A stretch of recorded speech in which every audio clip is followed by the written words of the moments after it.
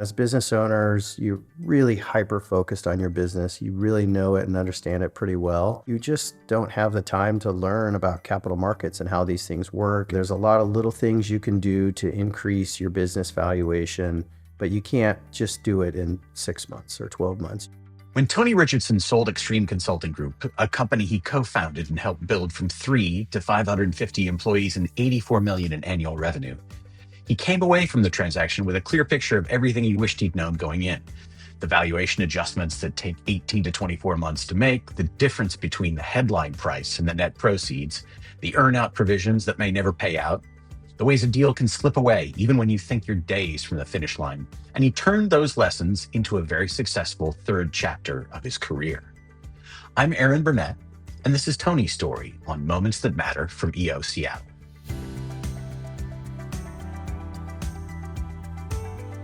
Tell me about your entrepreneurial journey.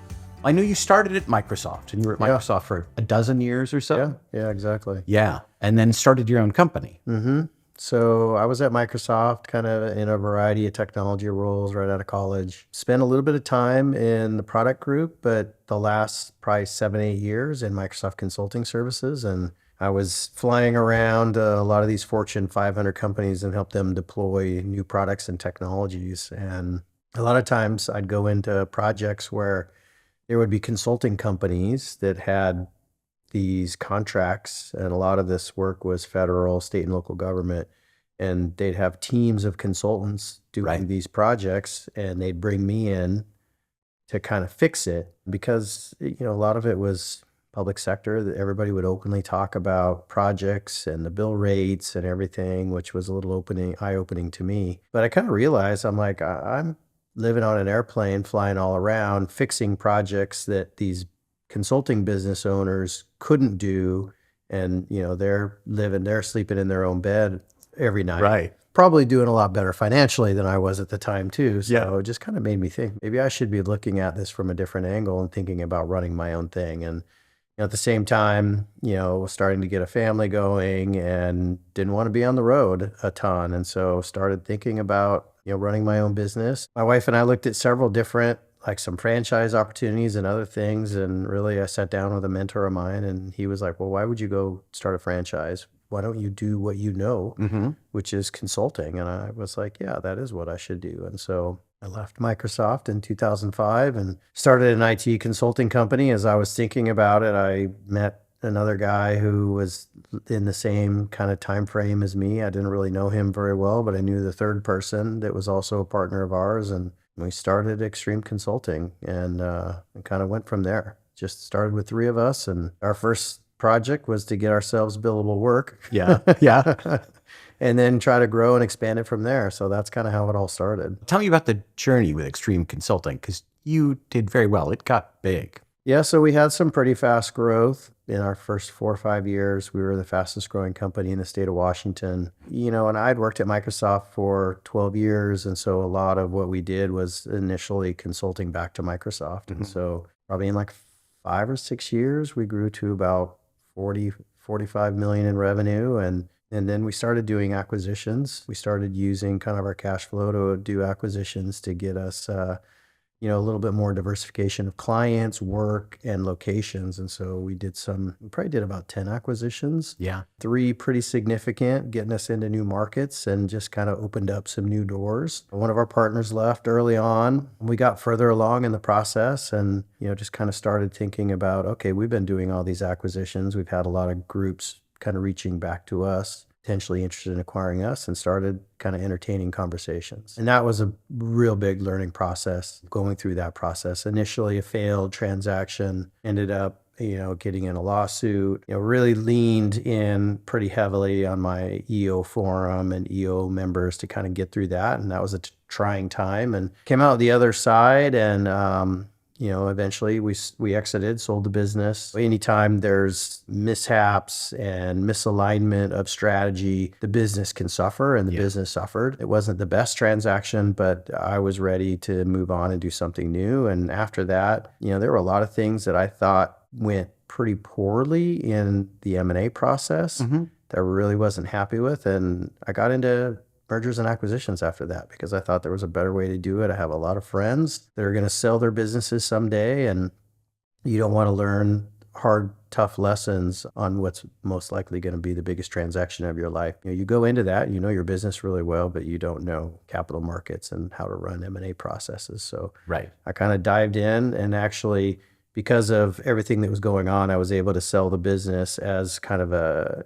M&A advisor, and then I've been working doing mergers and acquisitions now for 10 plus years. What did you experience in your own process that you wanted to remedy when you went into M&A? As business owners, you're really hyper focused on your business. You really know it and understand it pretty well. You just don't have the time to learn about capital markets and how these things work, and how, there's a lot of little things you can do to increase your business valuation, but you can't just do it in 6 months or 12 months. You Right. need a little bit of time. So understanding what the key value drivers are in the industry, what the business metrics that groups are looking at, so that you can focus on those items. Because we had really fast growth, and we had good EBITDA margins. At our peak, we were about 84 million in revenue, but we had some client concentration. We had, a funny mix of consulting and staffing. And there were some things and tweaks that we could have made that wouldn't have been super difficult, would have taken, 18 to 24 months, but could have made the business significantly more valuable. Because, just understanding what the market is interested in, what they're going to put a premium valuation on. There's certain niche offerings, there's certain margin profiles and other characteristics of a healthy business. And what we do now is, we create a chart of 6 to 8 KPIs that are tracked in each industry and business sector, so that business owners can know where they fit relative to other deals that have happened. And if you're in the green on all of these, you're going to be an attractive asset and probably be able to demand a premium valuation. But if you're off on one or two of these, it can really affect your valuation. And those can be things that a lot of business owners just aren't aware of. Sure. Or haven't really put the time and thought into. So Yeah, it's certainly a challenging process, right? For almost everyone, it's the first and maybe only time that they're going to go through it. for sure. So it's okay, exhilarating that you're learning new things. It would be Yep. good to know those things before you did it. We had done, like I mentioned earlier, at least 10 acquisitions. And so we felt like we had a pretty good idea of what the process looks like, because we'd gone through it many times. But it's completely different when you're on the other side of the table and now you're selling and you're talking to businesses that are private equity, that are professional buyers. And sure, you're going to partner with them. But if you don't have all the reps and warranty, all the legal verbiage and the purchase agreement and all these little terms, if you don't know what market terms are, there can be a lot of things that can work against you down the road that you just aren't aware of. And so it's Sure. a completely different process. You got to have the right professional services partners surrounding you to make sure, your interests are taken care of, and any future things, everybody gets fixated on the top line value.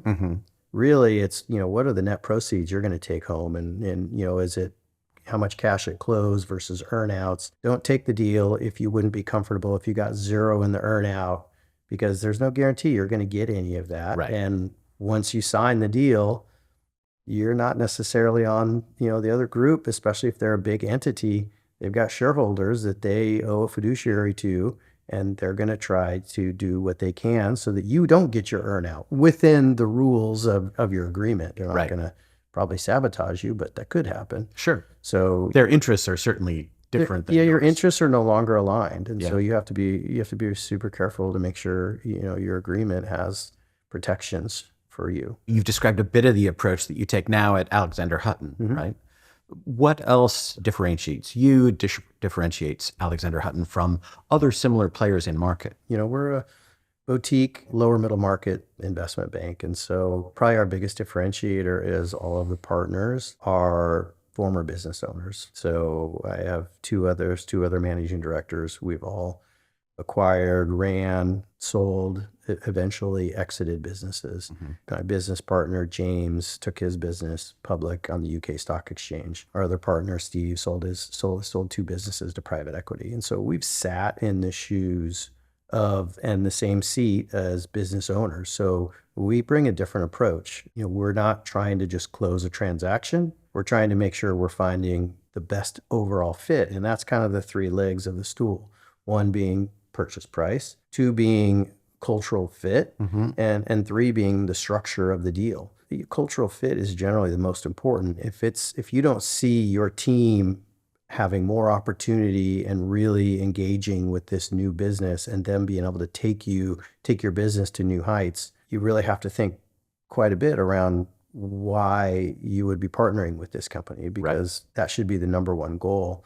And the way we run a process is we'll share where we think the valuation is going to come from these groups. You need to be comfortable with that, or recommend not running a process. And then we're going to try to make sure your business is in a position where there's going to be multiple offers. So you'll have a lot of options to pick to find the right partner to move forward. And if your business is in a situation that we can sell it, but there might only be 2 or 3 buyers because it's either you've suffered, some aspect of your business is not ideal and needs to be fixed. That's a tough decision, tough conversation with a lot of groups. And oftentimes we'll recommend they don't run a process until they get these things addressed, because they're probably not going to have the outcome that they want. Yeah, that's good advice. Before we continue, I want to tell you about the community that made this podcast possible. The Seattle chapter of EO, that's Entrepreneurs Organization. It's not networking, it's not selling to each other, it's real entrepreneurs sharing real challenges and solutions. If you have a business that does at least $1 million a year in revenue, and you're curious about joining a community that gets what you're going through, check out EO Seattle. So you're a very long time member of EO. Yes. 17 years. 2008. Yeah, I quit trying to count the number. I just remember the year. Yeah. So what brought you to EO? What was happening in your life that brought you? So I started my business in 2005 and had just recently met Mark Spots. I'd known him for maybe 6 months and didn't really have a lot of peers to talk to. Yeah. And so I'd been asking him some questions. Can't remember the specific questions. I might have been around, who do you use for insurance or health benefits or something of that nature? And he was like, Tony, you should really consider joining this group I'm a member of, EO Seattle. And I was like, great, make an intro. I'd love to learn more. And so at that point in my life, 3 years into the business, I was hungry for peers and being surrounded by people who were running businesses, growing businesses, and passionate about community and giving back. What did you get from EO initially that delivered value, and how has that changed over the years? I've been in 3 different forums, and I think each of those forums is probably a little bit of a different stage of my entrepreneurial journey. So kind of the first forum group that I joined, I was in learning mode and learning how to be a business operator, learning as much as I could around the things a good business owner should know, how to grow your business, how to manage, the whole 3 principles of our forum updates around business, personal, and family. Those were all 3 equally important and equally covered. Since I was so new to business, I was so focused on business. And so that was great. And as my business kind of grew and scaled, I got to the point where I was still getting a ton from the family and personal, but on the business side, the things that I was looking for guidance on, opening international offices, doing private healthcare. None of my forum mates had done that. And so I ended up joining a quantum forum of folks that had larger businesses. And so, I went from being the largest business in my group to probably being somewhere in the middle to maybe bottom third. And it was just a great reset, because it was joining a group kind of like joining the first time in my first forum, where I was surrounded by members that had all been in EO longer than me. They were more tenured, more experienced, and there were certainly experiences that I had that some of them didn't have that I could share. But I felt like I was then learning a lot all over again, which was great, because these were things that I needed to be around. That was a regional group, so it was a lot of travel. As I shifted back into kind of my new role as a managing director at an M&A shop after selling my business, I wanted to get back to the local EO Seattle chapter.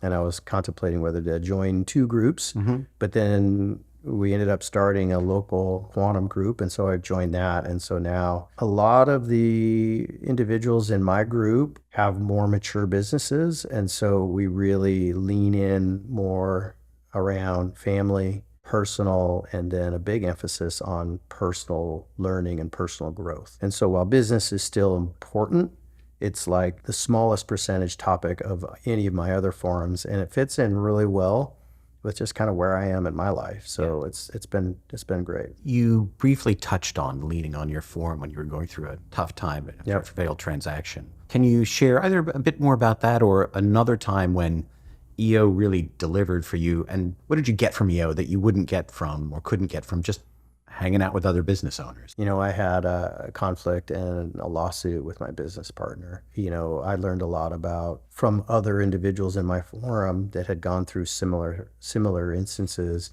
And in some cases it was, you know, divorces. And I learned a ton about, you know, having to deal with a narcissist as a business partner and just kind of the challenges of that and having a support system that could walk me through that. I mean, you would want to talk to others about that, but you can't talk to anybody else in your business. Right. A lot of these topics you can't talk to your spouse. My wife has to have a relationship with my business partner. And if I shared dirty laundry, she's the type of person that she would not be able to like take that information and feel the same way about that person. Right. You know, I kind of had to basically mask that for many years for the benefit of the business. Eventually it was at the point where this is so broken, I've just got to get away from this and do something new and start over and separate myself from this unhealthy situation. And I think, you know, my forum was super helpful in that because they were really the only people I could have these types of conversations with. The forum members kind of had that history and knowledge of being with me for a long time. So you build up a relationship with them. You can have these deep conversations that can help you work through issues, whether they're 1 out of 10 or 10 out of 10. How do you think you are different today because of EO? Yeah, I'm definitely more well-rounded as an individual. There are so many aspects and so many individuals in EO that you meet that are just tremendous. I mean, probably in my early years of EO, I just wanted to learn and work, try to do new business. And now I'm like, look, there's smart ways to do business. Work isn't everything. Got to have that right balance. You know, maybe when you're in your 20s and 30s, you can work crazy hours and give yourself a badge for that. You're burning yourself out. Right. You're not spending enough time with your family. You're not spending enough time with those other family members that are close to you, friends, etc. And you got to just have a good balance to your life. Otherwise, things kind of catch up on you. And also, you know, I had so much focus and, you know, probably my own identity tied up into my business that, you know, when part of that was threatened to be taken away from me or fractured, I didn't have a lot of other things that, you know, I could completely kind of lean into outside of that. And so just not having good balance was never going to be a good long-term solution. You built a big company. You experienced a significant exit. Most entrepreneurs start a company thinking, oh, it'll be great to sell. That's the holy grail. That's the brass ring that they're going for. In what way was an exit what you expected and what you had hoped for? And in what way was it a disappointment, if at all? How does that help you when you're working with company owners who think they want to exit or are entering into this process? The timing wasn't ideal, but it was kind of, there were forcing functions on the timing. And so when your business is not at the ideal time to sell, then it's hard to market it to groups and get kind of the premium valuations that you might want or might expect. And I also think as a business owner, I mean, you hear about other transactions and you get numbers in your head and you got to just separate yourself from that conversation and kind of do a reset and look at the financials and the performance and all the things and just kind of put that all together.